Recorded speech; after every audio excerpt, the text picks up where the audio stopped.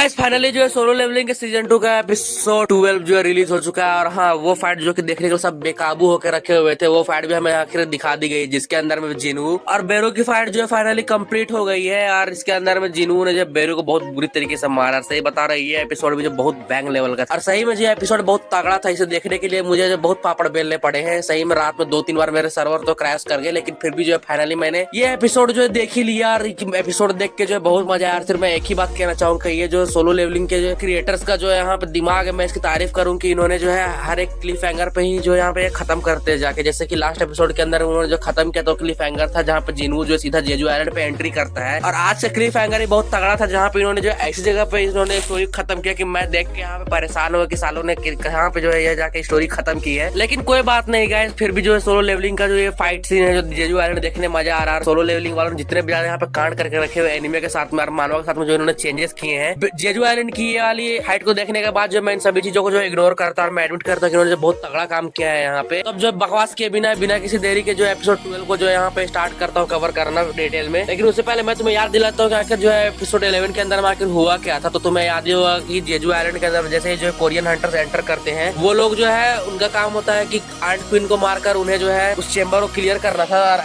Korean hunters ऐसे ही करते, जहाँ पे बेंगयू की पावर की मदद से जो है वो सारे कोरियन हंटर्स को जो बफ मिलता है, इसकी वजह से चाइन जो फाइनल ब्लो देकर एंट क्वीन को जो है खत्म कर देती है। लेकिन इसके बाद फिर भी जो है फाइट खत्म नहीं होती, क्योंकि एंट क्वीन ने मरने से पहले जो है सारे एंट्स को जो है अपने चेम्बर में बुला लिया था। इसकी वजह से बेरू भी जो वहाँ पे आ जाता है, और बेरू के आते ही जो है यहाँ पे पूरा माहौल जो वहाँ पे ठंडा पड़ जाता है, क्योंकि उसकी प्रेजेंस ज्यादा पावरफुल थी कि चाइन जो उसे देखकर लिटरली डर जाती है। और बाकी कोरियन हंटर्स का भी यही हाल था। और जैसे बेरू वहाँ पे एंट्री करता है, वो बिना किसी कुछ बोले जो सबसे आगे चला जाता है और एंट क्वीन को जाकर जो उसकी लाश को थोड़ा सा खा लेता, ताकि वो जो उसकी मेमोरीज को चेक कर सके कि आखिर एंट क्वीन को मारा किसने था। और जैसे ही बेरू को ये बात पता चलती है, वो सबसे पहले जाता है चाइन के पास में। एक अटैक के अंदर वो चाइन को इतना ज्यादा डैमेज कर देता है कि वो एकदम मरने वाली थी। और बाकी कोरियन हंटर्स को भी जो बहुत बुरी तरीके से मारता है, और वो भी जो है मरने के कगार पे पहुंच चुके थे। लेकिन बेरू जो है उन हंटर्स के किंग को मारना चाहता ताकि वो भी जो है उनका बदला ले सके, क्योंकि जैसे उन्होंने जो उसके एंट क्वीन को मारा था, उस किंग को ढूंढने के चक्कर में जो बेरू है गोटो रियूजी के पास में चला जाता है। और गोटो के साथ फाइट करने पर जो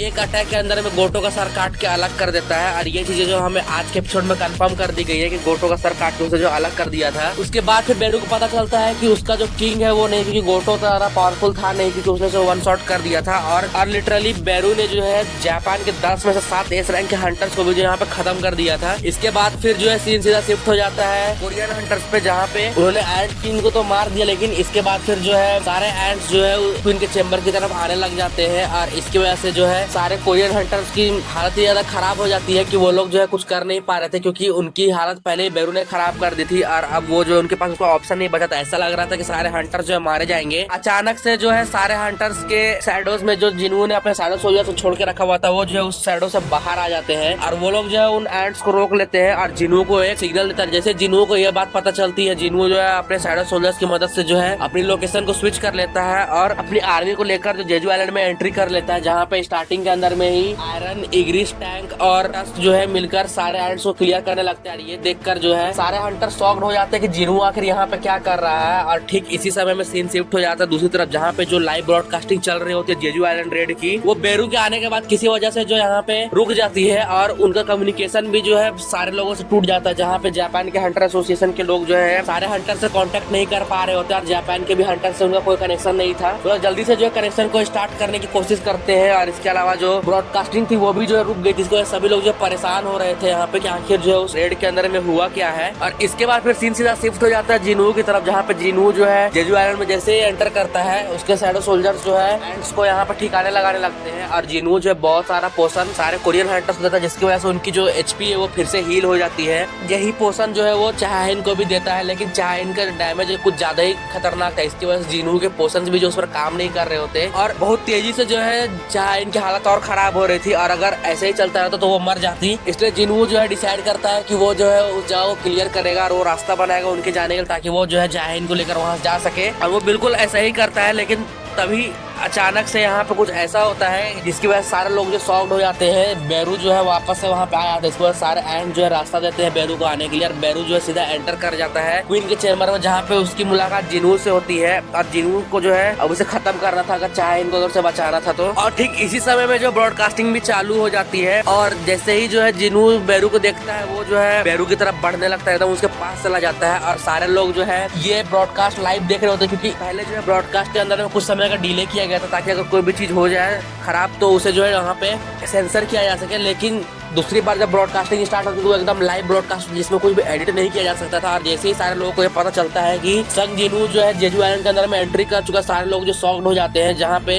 ये चीज जो है जिनू की बहन के साथ साथ उसकी माँ भी देख रहे थे, सारे लोग ये चीज देखते हैं। जैसे गोगानी जो है ये चीज देखते हैं, वो इतने ज्यादा एक्साइटेड हो जाते हैं कि उन्होंने अपनी चेयर को यहाँ पे पूरी तरीके से तोड़ दिया था। इसके बाद फिर जो है सीन सीधा फिर से शिफ्ट हो जाता है जिनू की तरफ, जहाँ पे जिनू जो है बेरू के पास में जाता है। और बेरू जो है फिर से पूछता है कि क्या वो जो है उन सभी का किंग है। और ये देखकर जिनू थोड़ा एटीट्यूड में आकर जो है उसे थोड़े से मजाक उड़ाता है। और इसके वजह से जो है बेरू एक मुक्का मारता है जिनू को, जिसकी वजह से सबको लगता है कि जिनू जो है खत्म हो गया। लेकिन हम देखते हैं जिनू को जो कि खड़ा होता है वहाँ पर उसे एक भी डैमेज नहीं पहुंचता, उसका हल्का सा स्क्रैच लगता है। और वो जो है अपने मुंह से ब्लड थूकने के बाद जो है बेरू से बात करता है और उसे इतने जोर से मारता है कि वो पूरा का पूरा बैंड हो जाता है। और ये देखकर जो है सारे लोग यहाँ पे शॉक्ड हो जाते हैं। और इसी के बाद में जो है बेरू और जिनू की फाइट जो स्टार्ट हो जाती है, जहाँ पे दोनों सबसे पहले स्टार्टिंग में दूसरे को मुक्कों से जो है यहाँ पे शुरुआत करते हैं, दूसरे को मारने लगते हैं। लेकिन जिनू जो है बेरू को मारकर एक मुक्के बहुत दूर जो उड़ा देता है। और धीरे धीरे इनकी बैटल जो है स्टार्ट हो जाती है। और इसके बाद जैसे ही जो है जिनू बेरू के सामने जाता है उसे मारने के लिए, बेरू जो है अपना एक सीक्रेट वेपन निकालता है, जिसकी वजह से जो है वो जिनू को पॉइजन कर देता है। और वो पॉइजन ज्यादा खतरनाक था कि वो जिनू को पैरालाइज कर देता है। और सभी को लगता है कि अब जो जिनू बच नहीं पाए, क्योंकि बेरू जिस पर एक अटैक कर देता है। जैसे कि तुम्हें याद ही होगा कि जिनू के पास में जो एक सिस्टम है जिसने जो है उसे अलाउ किया कि उस पर कोई भी पॉइजन या फिर कोई भी ड्रग जो है काम नहीं करता है। इसी वजह से जो है बेरू का पॉइजन जो है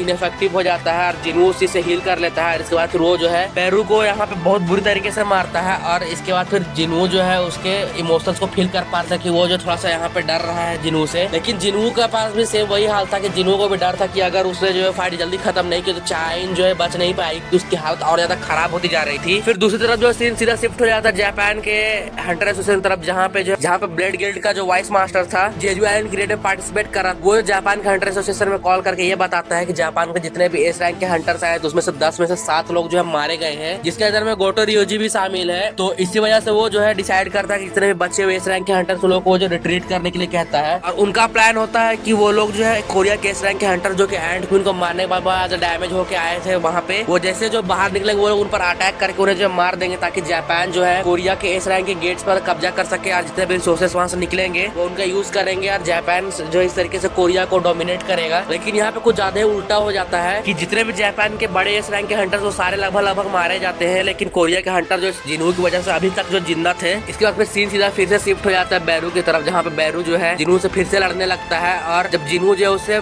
स्ट्रेंथ की बैटल में ओवर पावर करने लगता है, तब बेरू को ये रियलाइज होता है कि बेरू के पॉइजन भी जो उस पर काम नहीं कर रही है और स्ट्रेंथ के अंदर में उसे हेड टू हेड पगा लेने से कोई फायदा नहीं है। तो इसी वजह से बेरू जो है थोड़ा सा दिमाग लगाता है, इस बात में ध्यान आता है। फिर ध्यान आता है कि उसकी फुल पावर जो उसके स्पीड में रिलाई करती है। तो इसके बाद फिर बेरू जो है अपने आप को थोड़ा सा इवॉल्व कर लेता है अपनी स्पीड को बढ़ाने के लिए, और अपने बड़े बड़े क्लॉज का इस्तेमाल करके जो जिनू पर अटैक करता है, लेकिन जिनू उसकी स्पीड को मैच करने लगता है। फिर जो है बहुत तगड़े तरीके से इनकी बैटल जो स्टार्ट हो जाती है, जहाँ पे इनकी बैटल में जो मूवमेंट ज्यादा तेज थी कि सारे लोग जो है ये देखकर शॉक्ड हो जाते हैं। और यहाँ पे एक डिटेल जो कि मैंने यहाँ पे नोटिस की है, तुम्हें याद ही होगा, तुम्हें मानना पड़े, तुम्हें ऐसा दिखा जरूर होगा या फिर तुमने ऐसा नोटिस जरूर किया होगा कि जिनू जो है बेरू को बहुत ज्यादा बुरी तरीके से डोमिनेट कर रहा होता है मानवा के अंदर में, जहाँ पे जिनू सिर्फ बेरू के साथ में खेल रहा होता है। लेकिन जैसे हम यहाँ पे मैं एनिमे में शिफ्ट करता हूँ तो यहाँ पे कुछ मुझे नया देखने को मिला, जिसके अंदर में हम देखते हैं जिनू जो है बेरू की स्पीड और उसकी पावर के सामने थोड़ा बहुत स्ट्रगल कर रहा होता है। हालांकि वो जो है उसे डोमिनेट फिर भी करता है, लेकिन बेरू की स्पीड और पावर के सामने जिनू बहुत स्ट्रगल करता है, जहाँ पर बैटल बहुत तगड़े तरीके से यहाँ पे स्टार्ट होती है। देखते ज्यादा मूवमेंट्स के साथ साथ में लड़ रहे हैं। फाइनली जो है लास्ट के अंदर में जिनू जो है अपने डैगर्स को निकाल लेता है डीमन किंग के, और वो जो है बेरू को बहुत बुरी तरीके से यहाँ पे डैमेज कर देता है। लेकिन बेरू जो है फिर भी अपने आप को हील कर लेता है, क्योंकि तुम्हें याद ही होगा कि बेरू ने लास्ट एपिसोड के अंदर में ब्योंगू को भी खा लिया था, जो कि एक एस रैंक का हंटर था। वो जो है बहुत पावरफुल हीलर भी था। इसके अलावा बेरू के पास में जो है एक जापानीज एस रैंक हंटर को खाने की वजह से आइस को मैनिपुलेट करने की पावर थी और वो इसका इस्तेमाल भी जो है जिन्वू पे करता है, लेकिन जिन्वू उस आइस को जो ब्रेक कर देता है और बेरू को वो ओवर पावर करने लगता है। तो इसी वजह से बेरू को समझ में आ रहा था वो क्या करे, तो वो जो है डिसाइड करता है कि वो रिट्रीट करेगा। इसकी वजह से वो जो है अपने आप को हील करने के बाद वहाँ से भागने लगता है, लेकिन